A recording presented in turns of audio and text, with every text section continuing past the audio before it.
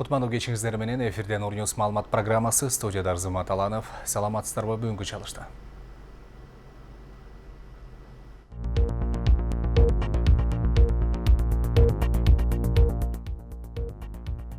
Баткендеги Көкташ айылынын тургундары президент Сооронбай Жээнбековго кайрылуу жасашты. Алар чек арадагы абал кооптуу болуп жатканына байланыштуу бийликтен маселени тезирээк чечүүнү суранышууда. Ош шаарынын мурдагы мэри Айтмамат Кадырбаевдин иниси Улан Райымбеков аюусуз оор токмок алынып, облустук ооруканага жаткырылды. Өзгөндө чоң энесин бычактады делген небере 2 айга камакка алынды. Өлкө аймагында сасык тумоо күч алды. Ош шаарында бул илдетке кабылгандардын саны өсүп, ооруканада орун жок болууда. Оганстанда сууктан 20дан ашуун адам набыт болду. Жакынкы күндөрү абанын температурасы дагы төмөндөшү эскертилди.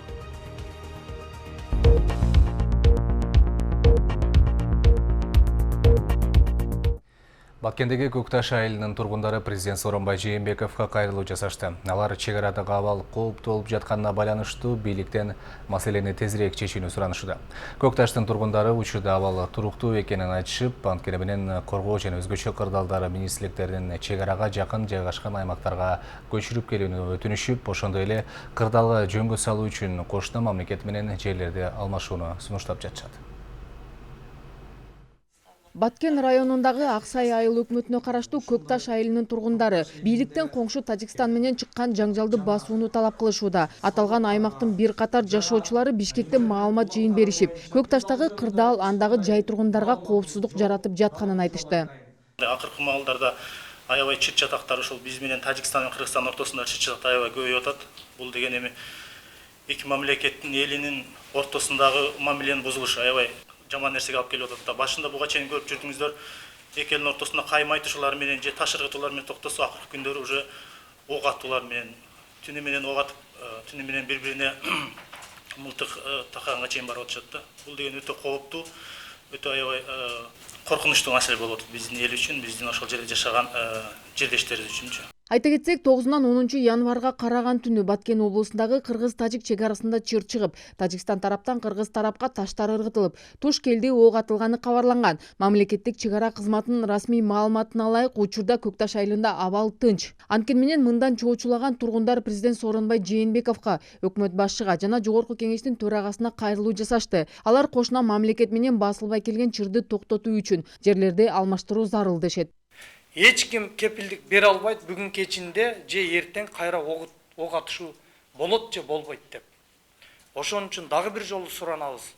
Президенттен, өкмөттөн тез аранын ичинде Тажик Республикасынын президенти Имамали Рахмонов менен байланышып, тез аранын ичинде элди көчүрүү жолу менен же болбосо зым тартуу жолу менен сүйлөшүүлөрдү жүргүзүп, тынчтыкты орнотуп берсин. Биз кайсы күнгө чейин дагы саат түндө 3-тө ок атылат, балдарыбызды кайсы же ушколго алып барып жаткызып койсок экен деп качанга чейин коркуп жашайбыз. Сунушубуз ошол жерлерди алмаштыруу маселесин айтсакпы деп атабыз да. Бизде азыр жерлерди алмаштырганга дагы эмелер бар. Сунуштар бар. Кайсы жерге алмаштырсак, кайсы жерге туура келет, ошолор боюнча биздин өкмөт башчылары карап чыгып өздөрү алмаштырып, эки элдин жашоо шартын ошол определенный бир границаны бөлүп туруп эме кылбаса, бул аралаш жашаган элде сөзсүз түрдө чыр чыга берет экен. Ал жерде деген кичинекей жерлерибиз көп. Тажиктердин мисалы бизде Майский деген жерлер бар, бизде Арык, Насты деген жерлер калып калган тажиктердин эмесинде. Ал жактан кыргыздар көчүп кетишти, бирок кыргыздын жери ушул жерде калып калган анклавдар. Бирок алар картада көрүлгөн эмес. Азыр делимитация, демаркация иштери бүтпөйт. Себеби дегенде эл аябай аралаш жайгашкандыктан эч качан ал жерге делимитация, демаркация кылыш кыйын да. Бирок айрым адистер жерди алмаштыруу менен эле маселе чечилип калбай турганын, акыркы окуяларда эки элдин ортосунда жер талаш болбогонун айтышууда. Бул жерде сөзсүз чек ара маселеси бар, андан сырткары азыр башка жагдайлар, өзүңүздөр билип калдыңыздар, бул жерде чек арадан башка кызыкчылыктар кетти да. Бул биринчиден мамлекеттин коопсуздугу. Биздин оюбузча кандайдыр уюмдар, террористтик уюмдарбы же башка мамлекеттин кызыкчылыгы барбы, ошондой жөндөн жөнүнө бул чек арада эмес, башка жерде бири-бирин атып аткан бул башка көрүнүш да. Ошон үчүн биз эртең тийиштүү комитетте бул маселелер боюнча өкмөттү угабыз. Ошол жерде дагы биз талаптарды коебуз да. Азыркы өкмөт же болбосо биздин бийлик чек ара маселесин чече албасына мен буга чейин көзүм жеткен. Азыр дагы айтам, бул мамлекеттик саясатка көз каранды эмес, бул мамилелик саясатка көз каранды. Мен таң калганым ушул болуп атат. Мына жаңы жылдан кийин эле биринчи чыр кайерден чыкты? Өзбек-кыргыз чек арасынан чыкты. Андан кийин казак-кыргыз чек арасында машиналар топтолду. Бир күндөн кийин тажик-кыргыз чек арасында кайрадан атышуу башталды. А бирок маселе чечилген жок. 2 жылдан бери 2 метр жерди демаркация кыла албаган өкмөткө ишеним артыштын канчалык кажети бар? Бул мен таң калганым ушул болуп атат да, өкмөт башчы ошол күнү мен күттүм. Премьер-министрдин реакциясы кандай болот? Баткенде кайрадан ок атылды, кайрадан элге бүдөмүк салды. Премьер-министр айтат, мен катуу тапшырма бердим, күчөтүп кайтаргыла дейт. А буга чейин алар бош кайтарат эле. Тургундар аймактагы жарандардын оор жашоо шартын эске алуу менен өкмөттөн социалдык көйгөйлөрдү чечип берүүсүн өтүнүшүүдө. Мүмкүн болсо Ош областына же Баткен областына президентибизден кайрылат элек. Өзгөчө кырдаалдар министрлигине жана коргоо министрлигине мүмкүн болсо жакыныраак жерге алып барып жайгаштырып берүүсүн суранабыз. Жана өкмөттөн суранат элек. Биздин Көкташ айылынын өзгөчө турмуш шарты оор, таза суу маселеси, жол маселеси, ден соолукту чыңдоо маселеси боюнча атал өтө шарттары оор. Ошол жагына өкмөт көңүл буруп, бир мамлекет тарабынан жеңилдетилген шарттарды түзүп берүүсүн суранабыз. Электр энергиясын, салык маселесин жеңилдетилген түрдө бир ойлоп, иштеп чыгып түзүп берүүсүн суранабыз. Ошол эле учурда жогорку кеңештин алдында чек арадагы чыккан чырдан кийин кармалып камалган балдардын туугандары жана чек ара коомдук бирикмесинин мүчөлөрү митингге чыгышты. Чогулгандар кыргыз-тажик чек арасындагы чындык бийликке жетпей жатканын айтышып, ошондой эле чек ара чырынан кийин Көкташ айылынын 4 тургуну негизсиз камалганына нааразычылыктарын билдиришти. Кече 9:10 болгон окуялар, акыркы окуялар. Өзүбүздөн айылдан кармалган 4 бала, ошол биздин талап, ошол 4 баланы бошотуп берсе, анан ошол граница боюнча бир жакшы чечимдерди кабыл алса, азыр туруктуу деп айтат. Эми ал биз эл үчүн ал өтө коркунучтуу дагы эле. Биз үчүн кооптуу болуп турат. Себеби биз билебиз, тажиктер любой жерден, любой убакытта кол салышы мүмкүн да алар.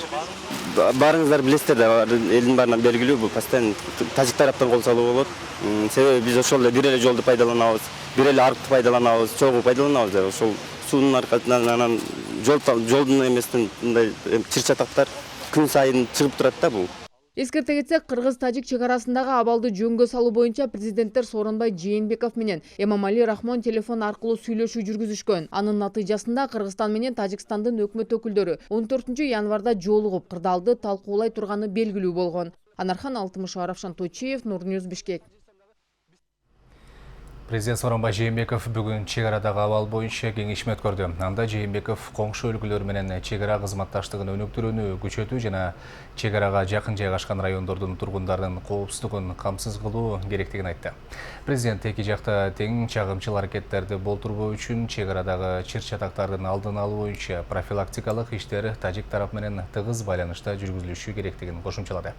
Вице-премьер-министр Жеңиш Разаков тажик тарап менен чек арадагы абал боюнча сүйлөшүүлөрдү жүргүзүүгө Кыргызстандын делегациясы даяр экенин билдирди. Жолугушуу эртең чек ара аймагында өтөт.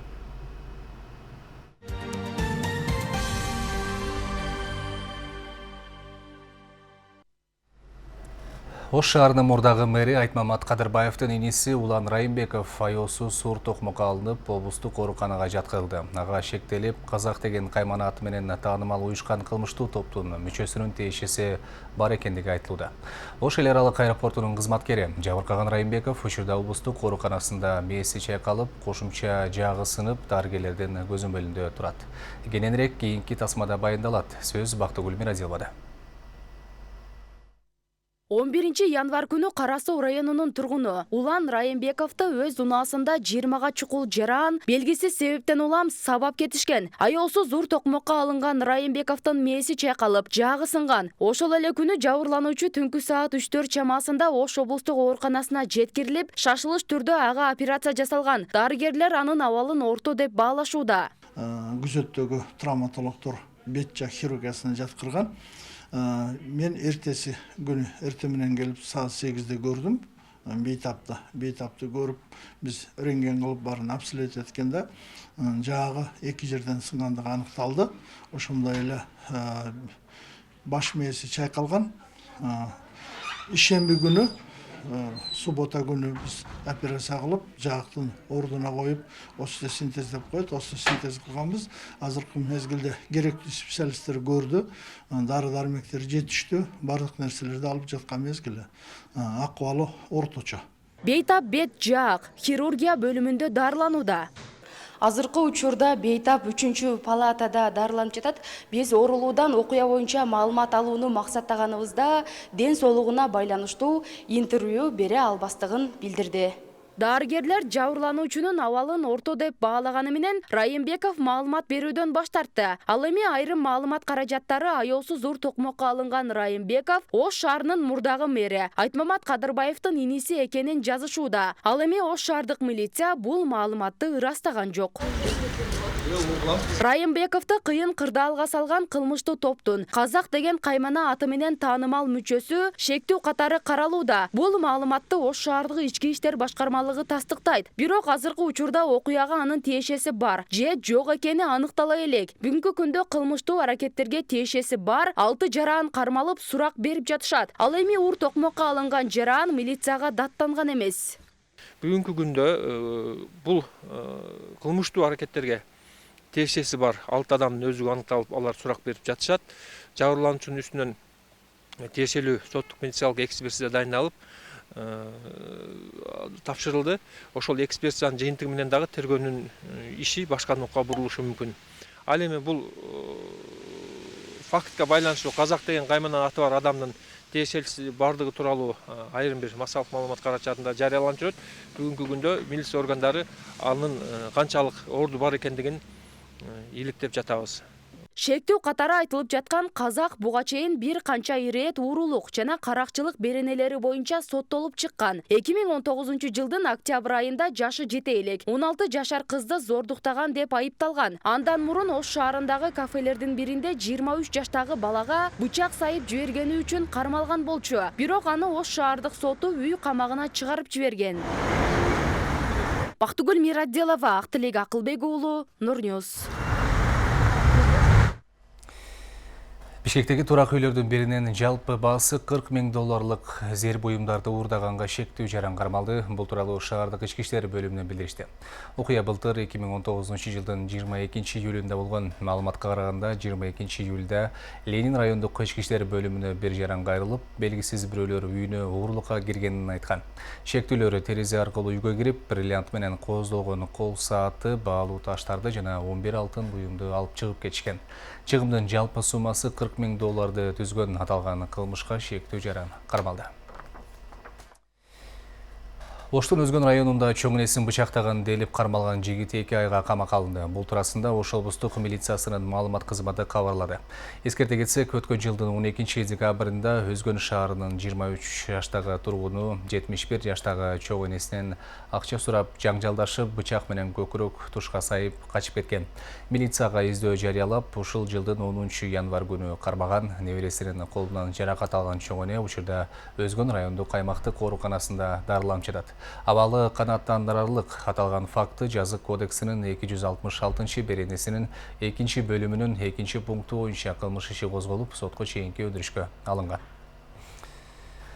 Жогорку кеңештин депутаты Данияр Төлөнөвдүн бир тууганы Бактияр Төлөнөвдүн бөгөт чарасы аныкталып, номер 1 тергөө абагына 9 мартка чейин камакка алынды.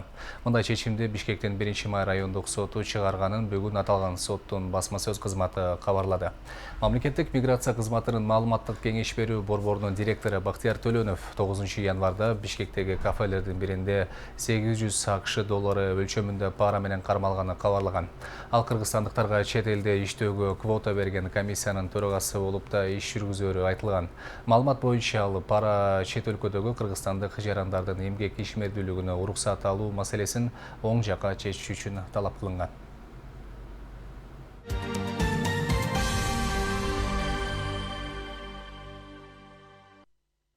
Программабызды чет элдик кабарлар менен улантабыз. Ауганстанда сууктан 20 ашуун адам набыт болду. Абхазия президенти нааразычылыктан улам отставкага кетти.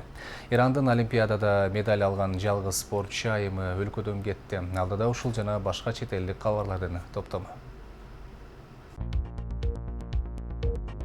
Ауганстанда сууктан 20 ашуун адам набыт болду. Оган бийлигинин маалыматына караганда, Герат, Кандагар жана Гилмент провинцияларында жааган улуу кардан жана аба ырайынын кескин төмөндөгөнүнөн улам өлгөн адамдардын саны 24кө жетти. Атка минерлер кишилердин тоң өлүүсү дагы көбөйүш ыктымалдыгын айтышууда. 11 январ күнү өлкөнүн айрым аймактарында абанын температурасы -12 градуска чейин төмөндөгөн. Оган метеорологиялык кызматынын бөлүм башчысы Насим Муради суук дагы каттуулашып күтүлүп жатканын айтты. Ал эми улуу жааган кардын кесепетинен көптөгөн жолдор жабылып, анын ичинде Салаң тоннели жана Кабул менен Кандагарды байланыштырган кан жол да бар. Багдадтын түндүгүндөгү Салах Эддин провинциясында жайгашкан Балат аскер базасы реактивдүү куралдан 8 жолу аткыланган. Бул тууралуу Reuters агенттиги Ирак командачылыгына шилтеме кылып жазды. Маалыматта айтылгандай, чабуулдан Ирактын 4 аскери жаракат алган. Мындан тышкары аткылоодон учуп конуу тилкеси талкаланганын чет элдик басылмалардын бири жергиликтүү полициянын маалыматына таянып билдирди. Чабуулду ким жасаганы тууралуу азырынча маалымат жок. Балат аскер базасындагы америкалык аскерлердин көпчүлүгү АКШ менен Ирандын мамилеси чыңала баштаганда базадан чыгып кетишкен. Чет элдик агенттиктердин бири америкалык аскерлердин дээрлик 90% Тажи жана Эрбил шаарларына эвакуацияланганын жазып чыкты. Ошондой эле америкалык командачылык базадагы бардык аскер техникаларын чыгарып кетүүгө үлгүргөн. Базада америкалык 15 чакта аскер менен бир учак калганы кабарланууда. Ауганстанда АКШнын 2 аскери окко учту, дагы 2 аскер жарадар болгон. Алар бараткан автоунаа жолго коюлган минага орунуп жаралганын НАТОнун басма сөз кызматы кабарлады. Бул үчүн Талибан кыймылы жоопкерчилик алды. Талиптердин билдирүүсүндө чабуул Кандагарда болгон айтылган. Кандагардагы америкалык жана румыниялык аскерлер НАТО жетектеген чечкиндүү колдоо миссиясынын алкагында жүрүшкөн. Былтыр Ауганстанда өлгөн америкалык аскерлердин саны 20га жеткен. Ауганстанда ушул тапта АКШнын 12.000 аскери бар. Мунун ичинен 8.000ге жакыны НАТОнун чечкиндүү колдоо миссиясынын алкагында жергиликтүү тургундарга жардам берүү жана аскерлерди окутуу иштерине катышат. Грузиядан бөлүнүп алган Абхазиянын президенти Раул Хажимба отставкага кетти. Бул тууралуу вице-президент Аслан Барцис маалымдады. Барцис президент өлкөдөгү тынчтыкты сактоо үчүн ушундай кадамга барганын айтат. Ошондой эле абалды жөнгө салуу үчүн Орусия президентинин жардамчысы Владислав Сурков Абхазияга келгенин кошумчалады. Буга чейин Абхазиянын борбору Сухумбеде нааразычылык акциясы өтүп, президенттик администрация имаратын басып алган оппозиция Хажимбанын отставкасын жана жаңы шайлоо өткөрүүнү талап кылган. 10 январда жогорку сот 2019 жылдын сентябрь айында өткөн шайлоонун жыйынтыгын жокко чыгарган соң, кийинчерээк БШК жаңы шайлоону 22 мартка белгиледи. Сентябрда өткөн шайлоодо азыркы президент Раул Хажимба жеңишке жеткени жарыяланган. Ал эми оппозиция шайлоонун жыйынтыгын таануудан баш тарткан. Раул Хажимба 2014 жылдын 25 сентябрында Абхазия президенти болуп шайланган. 2019 жылдын 8 сентябрында экинчи турдун жыйынтыгы менен жеңүүчү деп табылган. 2008 жылы 5 күндүк орус-грузин тирешүүсүнөн соң 8 августта Абхазия Грузиядан бир тараптуу көз карандыстыгын жарыялап алган. Аны Орусия жана Африка менен Түштүк Америкадагы саналуу мамлекеттер гана тааныган. Батыш мамлекеттери жана Грузия тааныган эмес. Мальтанын премьер-министри Жозеф Мускат кызматынан кетти. Өкмөт башчынын кызматтан баш тартышы бул өлкөдө киши колду болгон Дафна Карауна Галициянын өлүмүнө иликтөө боюнча жаңжалга туш келди. Иликтөөчү журналист Галиция 2017 жылы мерт болгон. Анын автоунаасын белгисиз адамдар жардырып жиберишкен. Бул иш боюнча 3 киши кармалган. Алар кылмыштын аткаруучулары болгон айтылууда. Журналисттин өлүмүн иликтөөнүн негизинде өткөн жылдын аягында өлкөдөгү белгилүү ишкер Йорген Фенек камалган. Премьер-министр Жозеф Мускат кызматтан кетерин бир канча убакыт мурун жарыялаган. Ага чейин өлкөдө анын кызматтан кетишин талап кылган демонстрациялар өткөн. Активисттер Галициянын иликтөөлөрүндө мускаттын аталганын, ал жетектеген өкмөт журналисттин өлүмүн иликтегени туура эмес болоорун айтып чыгышкан. Мальтадагы башкаруучу партия жаңы премьер-министр катары Роберт Абелди тандады. Абель Мальтанын өкмөтүн 2019-2014 жылы башкарган Джордж Абелдин уулу.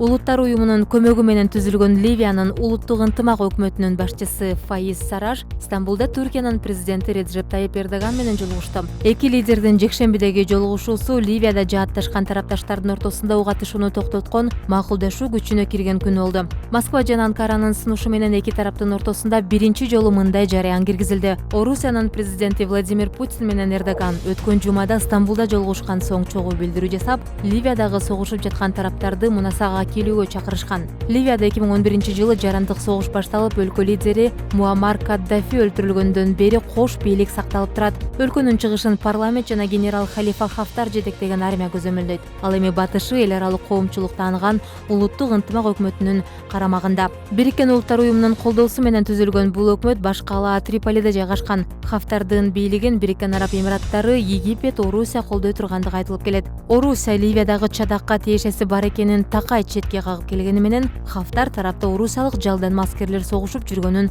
далилдери айтылган. Олимп оюндарында медальга жеткен Ирандын жалгыз спорт жайымы Кимия Ализада өлкөдөн чыгып кеткенин жарыялады. Ал бул чечиминин саясий жүйөсү бар экенин түшүндүрдү. Ализада Инстаграмдагы баракчасына жазган билдирүүсүндө өзүн Ирандагы басмырланган аялдардын бири деп атайт. Ал Ирандын атынан эл аралык мелдешке чыгып жатып өзүн эркин сезбегенин жазат. Ар дайым мага көрсөтмөдө берилген сөздү гана кайталап, мага берилген гана кийимдерди кийүүгө аргасыз болчумун. Биз алардын колунда жөн гана курчакпыз. Биздин медальдарыбыз гана багланат. Анткени аларды саясий максатта колдонсо болот деген Ализада коопсуз жакта жашап, таэквондо менен гана алектенгиси келерин кошумчалаган. Азырынча спортчу кайда жашаары жана кайсы мамлекеттин атынан эл аралык таймаштарга катышаары белгисиз. Мурдараак ал Нидерландда машыгып жүргөнү айтылган.